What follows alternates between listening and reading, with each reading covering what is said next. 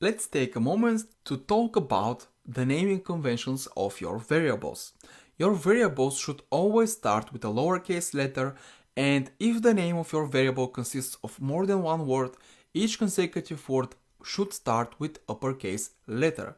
This makes your code more readable and maintainable. As you can see here from our previous lectures, when I created the string variable, I used my with lowercase letter and the name word started with a capital letter. Some other examples, for example, we can change the circumference to the circumference. So the circumference like this, or with the area, so the area like this. Or we can change this to something with more words. For a better example, area of the circle. As you can see, again, my first word is all lowercase letters, lowercase characters, and each consecutive word starts with a capital letter. This makes it much more readable as opposed to area of the circle. This looks like one giant word and it's not readable. There are more naming conventions that we will discuss in the following lectures about different parts of your code like iterators in loops and functions. They have a bit different conventions, but we will talk about that when we get to it. Before we end, I want to talk about spacing. As you can see, when I write my variables, I am using one single white space on both sides of my assigning operator, like here and here.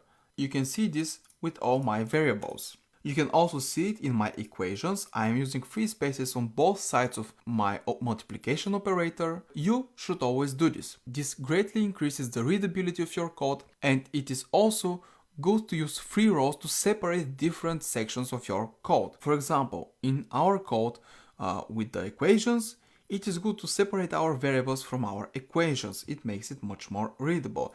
In this case, now let's abstract us away from this other code. In this case, we can stick the circumference and the area together because they are very similar to each other. They are both equations, they are both concerned about the circle and the radius, but the radius is a variable. It only has one value in it. So I would write it like this. I would put the equations together and the variables separated. If the variables are too different, of different types, I may also separate them as well. And we will see this when we start working on bigger scripts where we have more variables, more equations, more functions. And to better illustrate this, I want to show you an example. Now, take a look at this code. This is a file that I have written a few years ago, and I have purposely deleted all of the spaces from the right version of the file, and I have all spaces correctly placed in the left version of the file. You may not understand this code, but just take a moment and look at it. I'm going to show you a bit more from the code, so let's go down here.